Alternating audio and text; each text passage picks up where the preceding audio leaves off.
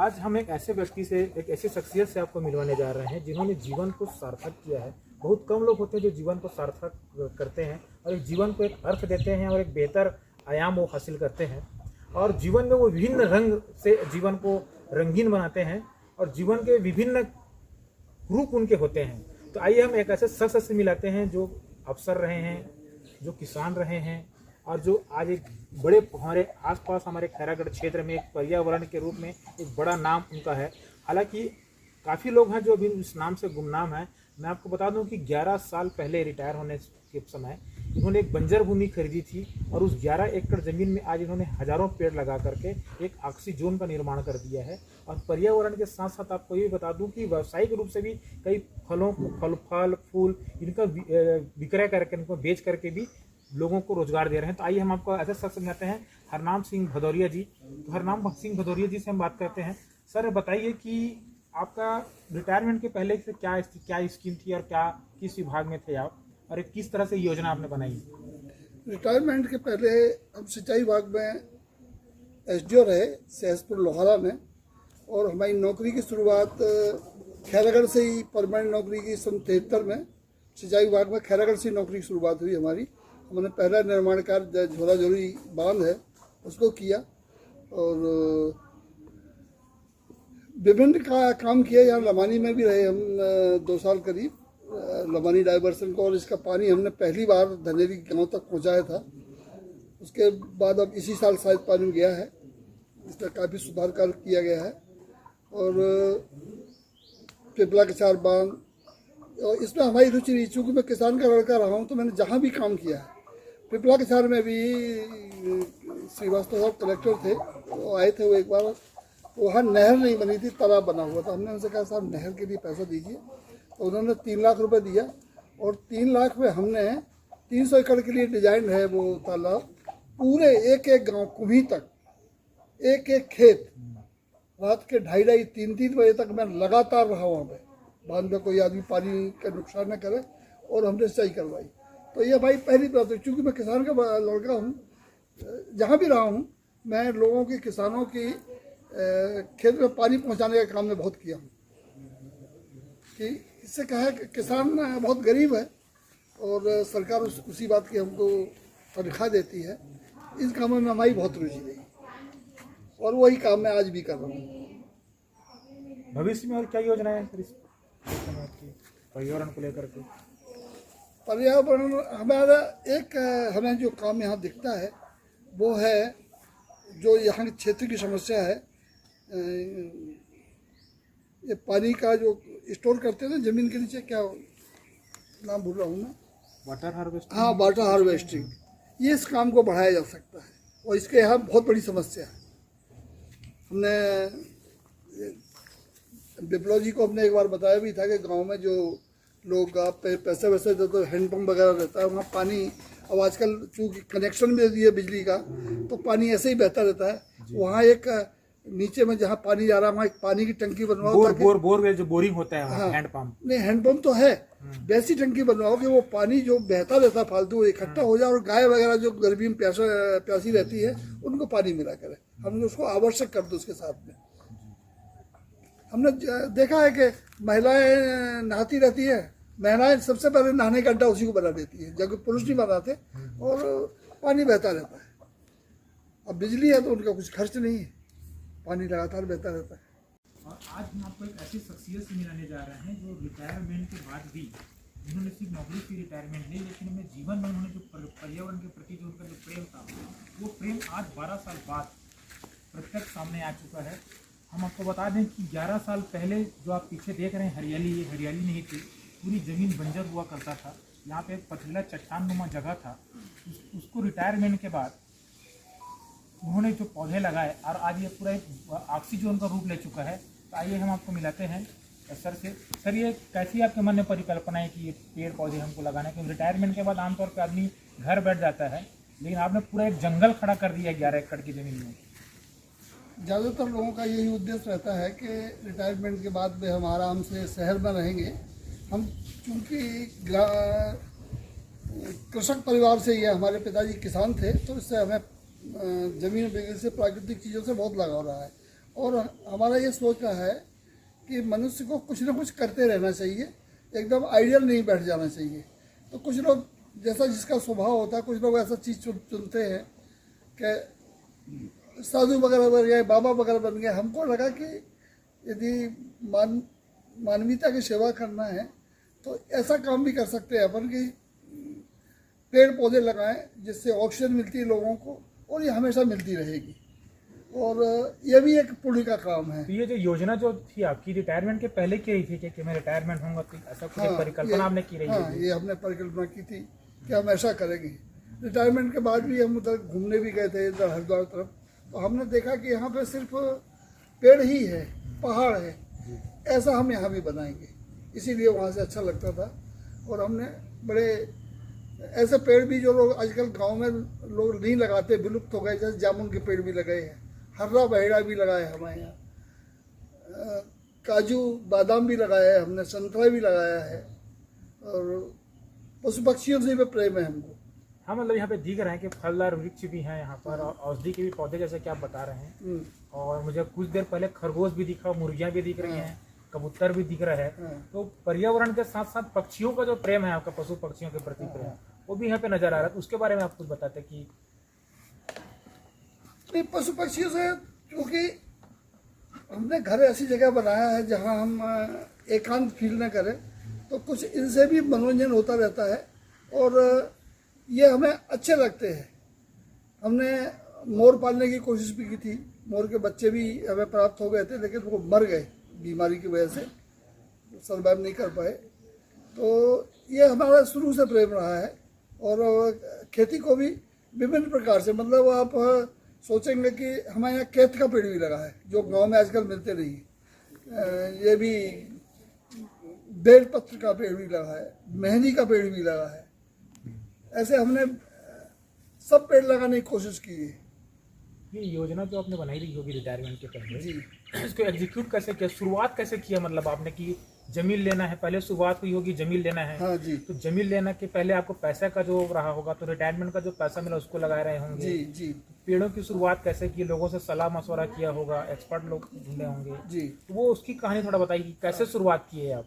हमने शुरुआत में, एक तो हमारी ये लोकेशन जो पहाड़ी है पीछे में, तो ये हमें बड़ी आकर्षित की। हमने आके वहाँ से ज़मीन रोड से ही आके देखा और हमने ज़मीन को डन किया, हम यहीं लगाएंगे। अब फिर अभी मैं आपको बता देना चाहता हूँ कि ये दबका क्षेत्र है जो खैरागढ़ से करीब 10 किलोमीटर दूर होगा। दबका बाजू में जंगल है, ये दबका क्षेत्र में आपने ज़मीन ढूंढा। जी, आगे बताइए। हाँ, दबका क्षेत्र में ढूंढा। क्या है, यहाँ पे हमने ये नहर बनाई थी, तो 1-2 साल काम किया था। दबका और टेकापार के लोग सब श्रमिक लोग आते थे हमारे पास में, तो थोड़े थोड़े पहले से भी परिचित थे। और चूँकि कहीं भी रहना था, हमें शहर का जीवन पसंद नहीं है, इसलिए हमने दबका क्षेत्र को चुना। तो मूलतः आप कहाँ से हैं सर? मूलतः हम मध्य प्रदेश के भिंड जिले से रहने वाले हैं, और यहाँ पे सन 71 से इस एरिया में सर्विस में है। मतलब आज 50 साल से ऊपर तो हो ही गया। जी जी जी। 71 से ही हम इस एरिया में हैं। और रिटायरमेंट होने के बाद अभी आप यहीं रहते हैं कि कहीं और? रिटायरमेंट मैनेज बस करते हैं? हाँ। नहीं, रिटायरमेंट के बाद में हम यहीं रहते हैं। और हम एक दिन के लिए भी, हमारे बच्चे सब दुर्ग में रहते हैं, हम एक दिन के लिए वहाँ नहीं गए, सीधे रिटायरमेंट से हम सामान लेके आए और यहीं रहे हम। अच्छा। बल्कि कितने बच्चे हैं सर आपके? हमारे 3 बच्चे और 1 बच्ची है। सारे बच्चे बाहर सर्विस में रहते हैं, आप अकेले यहाँ रहते हैं? हाँ, मैं अकेला रहता हूँ। हमारी मिसेज थी, अभी खत्म होगी पिछले साल, तो मैं यही रहता हूँ। और यही रहने का भी हमने प्रण बनाया था। हमने इस जानबूझ के घर को हमने खैरागढ़ नहीं बनाया, हमने घर को यही बनाया। यहाँ रहेंगे तो पेड़ पौधों की रक्षा भी होगी, नहीं तो लोग काट फूट ले जाएंगे। तो यही रहने का हमने। पर्यावरण के प्रति आप प्रेम स्पष्ट देख सकते हैं कि यहाँ पे 10 किलोमीटर दूर एक शहर है, खैरागढ़ कस्बा नुमा जगह है। मध्य प्रदेश के भीम के रहने वाले हैं, और ये 11 एकड़ की ज़मीन में पूरी तरह से पेड़ पौधे हैं। और कुछ दिन पहले भी खेती की भी तैयारी इन्होंने की है, और ये स्वयं यहाँ पर रहते हैं। इस उम्र में करीब 72 साल तो हो गए होंगे सर, तो 73 साल की उम्र में, 72-73 साल की उम्र में इस शहर से दूर जंगल में जंगल बना करके इसने एक बंजर भूमि को यहाँ पर जंगल बना दिया है, और ये यहीं पे रह रहे हैं। तो पर्यावरण के प्रति जो इनका प्रेम है वो स्पष्ट यहाँ पर दिख रहा है। किसी तरह का मैनेजमेंट नहीं है। 73 साल के उम्र में भी ये सक्रिय हैं। और आपको बता दूं कि ये जो प्रकृति है, प्रकृति से इनको ऊर्जा मिली हुई है, और प्रकृति ने इनको मन को सुकून पहुँचाया हुआ है। सर और एक चीज़ और जानना चाहेंगे सर, जी। विभाग में किस विभाग में आप थे? मैं सहसपुर लोहारा में रिटायरमेंट के समय सिंचाई विभाग में एसडीओ था, और वहीं से फिर हम आके सीधे यही फार्म भी रहे आके। सर एक चीज़ और पूछना था मुझको कि शासन प्रशासन लाख दावे करती है, हम ऑक्सीजन बना रहे हैं, जंगल बना रहे हैं, करोड़ों अरबों का प्रोजेक्ट वहाँ पर बनता है, लेकिन एक व्यक्ति जो पर्यावरण के प्रति जो अगर कोई व्यक्ति समर्पित है, उस पर्यावरण के प्रति उसको अगर प्रेम है, देश की माटी से अगर उसको प्यार है, तो ये साबित किया जा सकता है कि महज 10 सालों में कोई व्यक्ति 11 एकड़ बंजर भूमि को अगर जंगल बनाया जा सकता है, तो कहीं ना कहीं शासन प्रशासन की क्रियान्वयन में कहीं ना कहीं कुछ कमियां रह जाती हैं। तो और किस तरह के सलाह और देना चाहेंगे सर इस तरह की चीज़ों को लेकर के? आम लोगों को भी शासन प्रशासन से कहाँ खामियां, कहाँ कमियां हो पा रही हैं, और आम आदमी के मन में भी काफ़ी जिज्ञासा है। जैसे कि आपने 11 एकड़ में जंगल बना दिया है, तो छोटे जगह में भी किस तरह से पर्यावरण प्रेमी काम कर सकते हैं? क्योंकि विचार सबके मन में है, एग्जीक्यूशन बहुत कम लोग कर पाते हैं। आपने एक उदाहरण पेश किया है कि बंजर भूमि को जंगल बना अब यहाँ पर क्या है, किसान लोगों के पास ज़मीन बहुत कम है और छोटे छोटे किसान हैं। क्योंकि सबसे पहले तो शासन ने यदि ये फेंसिंग वगैरह की व्यवस्था कर दे और तो आदमी जरूर काम कर सकता है।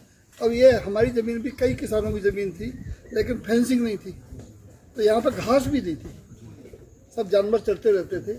हमने पहले फेंसिंग कराई, तो आज हमने ये देखा है कि ऐसे हमने जीवन में पक्षी वगैरह नहीं देखे जो आज आते हैं। कोयल वगैरह तक भी, पपीहा वगैरह ऐसे पक्षी आते हैं। कोई एक भी पक्षी आता नहीं था यहाँ पे, क्योंकि यहाँ घास का दाना भी नहीं था। मतलब पेड़ पौधों के होने के बाद पक्षियों का भी कहीं ना कहीं उनका जो लुप्त होते जा रहे थे, वो पक्षी अभी यहाँ पर सामने आ रहे हैं। सर भूपेश सरकार ने एक अच्छी स्कीम भी लाई हुई है कि वो 1 एकड़ में 10,000 या सब कुछ पैसा भी दे रहे हैं पेड़ पौधों को लेकर के, और फेंसिंग की भी योजना आई है। लेकिन मैं भाई पुनः भी बात दोहराना चाहूँगा, शासन की योजनाएं बड़ी अच्छी रहती हैं, कहीं ना कहीं उसमें क्रियान्वयन में गलती है। जैसे कि अभी पौधारोपण के लिए पर एकड़ में पैसा दे रहे हैं, फेंसिंग की भी एक योजना सरकार की लाई गई है, तो कहीं ना कहीं योजना या लोगों को जानकारी का अभाव, शिक्षा जागरूकता, कहीं ना कहीं कुछ कमी है, ऐसा लगता है आपको? हाँ, कमी तो है, लोगों में जानकारी पूरी नहीं हो पाती है। सर लमानी नाला डाइवर्सन के बारे में कुछ काम को लेकर के कुछ? लमानी नाला ये काफ़ी पहले से चल रहा था, काफ़ी पहले से बना हुआ है, लेकिन अब उसमें मैं गलतियों के बारे में तो कुछ नहीं कहूँगा। मैं भी यहाँ पर रहा हूँ 1-2 साल, और हमने उस समय पहली बार यहाँ से धनेली तक पानी पहुँचाया था, पहली बार ही हमने पहुँचाया था, और उसके बाद इस तरह काम हुआ है। अब तो काफ़ी सफल है और ये योजना बड़ी लाभदायी होगी। पहले किसी कारण बस गलत लाइन वाइन की नाली बन गई थी, तो इसलिए बहुत लेट हुआ है। एक बार एमएलए देवव्रत जी आए थे, तब हम थे यहाँ पे, तो हमने कुछ गलतियाँ बताई उनसे, तो उनके साथ गलतियों को उजागर करने से कुछ नहीं होगा, अधिकारियों को सपोर्ट नहीं मिलेगा, लेकिन आप इसको ये ऐसा ठीक करवाइए, और उन्हें करवाए। सर जंगल में कितने तरह के पेड़ लगे हुए हैं? 11 का जो ऑक्सीजन बना है, क्या क्या पेड़ है सर यहाँ पे? अब यहाँ पे मूलतः तो हमने बिजनेस के हिसाब से 4 प्रकार के पौधे लगाए थे। एक तो नींबू हमने करीब 450 वृक्ष लगाए थे, आम 150 पेड़ लगाए थे, कटहल 25 पेड़ थे, और आंवले लगाए थे 500-600 पेड़। और वैसे हमने एक लोग देखते रहे, उसको भूल जाएंगे, तो 2-2, 4-4 पेड़ हमने हर चीज़ के लगाए हैं, चाहे वो जामुन हो, लीची हो, और सहतूत, अनार, अमलतास और गुलमोहर। मतलब पर्यावरण के साथ साथ कारोबार के दृष्टिकोण से भी काफी अच्छा लाभ मिल सकता है। हाँ, तो आम लोगों के लिए काफी प्रेरणा स्थिति है कि पर्यावरण की भी संरक्षण भी हो जाएगा इसमें, और 2 पैसे आदमी कमा भी सकता है, खास करके ग्रामीण क्षेत्र। एक हमारे गुजराती मित्र थे, उनको हमने बुला के सलाह दी थी कि इस जमीन में क्या कर सकते हैं, तो उन्होंने नींबू की सलाह दी थी कि नींबू और कटहल आप लगाइए, इससे इनकम भी होगी और ये आपकी सॉइल उसी के लायक है। और हमने एक बार अखबार में पढ़ा था कि एक पेड़ अपने जीवन काल में, पेड़ का जीवन 40-50 साल होता है, 20 लाख रुपए की ऑक्सीजन देता है। तब से हम ये प्रेरित हुए थे कि इस काम को किया जाए और हवा तो लोगों तक पहुंचेगी ही, वो ऑक्सीजन जाएगी। एक पेड़ मतलब 20 लाख रुपए 20 लाख पूरे जीवन काल में। तो आपने तो अरबों रुपये का मतलब एक संपत्ति लोगों को दे दी है। हाँ। अपने साथ साथ ये जो हवा है ऑक्सीजन है ये लोगों के काम आ रहा है। तो इसको अगर अपन गणना करें इस पेड़ों की, अगर आपने जो लगाया है तो ये अरबों में चला जाएगा ये। सही, बहुत ज़्यादा। तो हमने कहा यही भी ऐसे भी सेवा कर सकते हैं। अब केवल बैठ जाओ और पुजारी बन जाओ तो उससे कोई मतलब नहीं, कुछ क्रिएटिव काम किया जाए। तो कैसा लगता है आपको रिटायरमेंट होने के बाद जिसकी आपने योजना बनाई थी? मुझे ऐसा लगता है, आज भी जो देखते होंगे चारों तरफ हरियाली जो आप देख रहे हैं, पेड़ पौधे देख रहे हैं, मुझे ऐसा क्या लगता महसूस है होता है आपको? कि यहाँ रहने से हमारी कम से कम 5 साल उम्र बढ़ गई, ऐसा मुझे महसूस होता है। और मैं कभी बीमार नहीं हुआ। अच्छा, प्राकृतिक जीवन जीता हूँ। जैसे मैं आज भी कूलर पंखे में नहीं सोता, तो मैं इन्हें किसी को याद नहीं होगा कभी हमारी बीमारी के बारे में सुना हो कभी। तो बच्चे लोग क्या क्या करते हैं सर आपके? हमारे बच्चे, लोगों के मन में ये भी जिज्ञासा रहेगी कि आप पूरे घर को छोड़ करके एक ऑक्सीजन जंगल में रह रहे हैं, परिवार पूरा शहर में है, तो इनके बच्चे लोग क्या करते होंगे?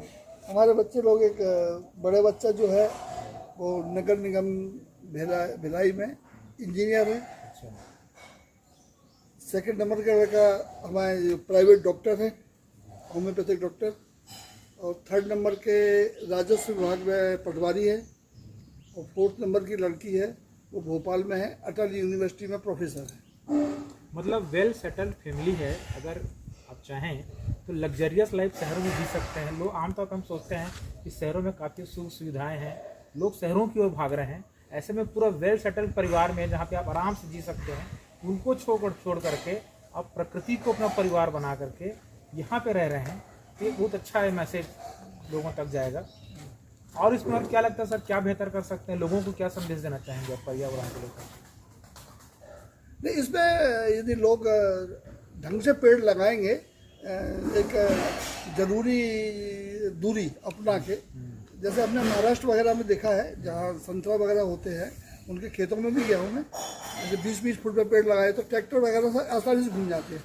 तो उसमें खेती इस साल हमने किया है, जहाँ पेड़ लगाए सावर वगैरह के, उनमें जुताई करके हमने कपास वगैरह लगवाया है। तो खेती भी हो सकती है और ये काम भी हो सकता है।